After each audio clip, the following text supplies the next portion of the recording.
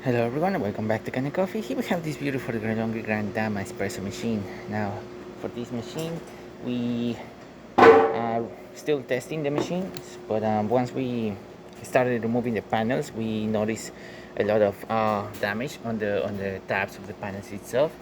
As you can see right here, there is wire connecting these two.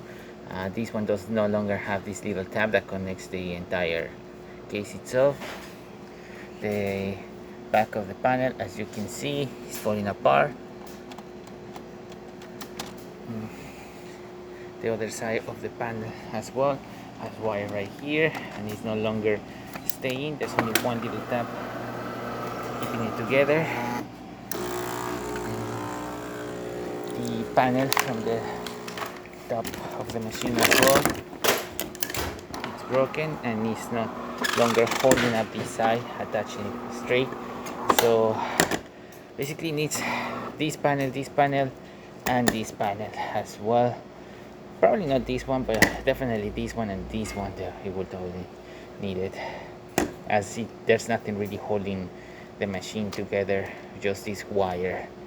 And we're still testing your machine, so but yeah, these are the conditions of the panels.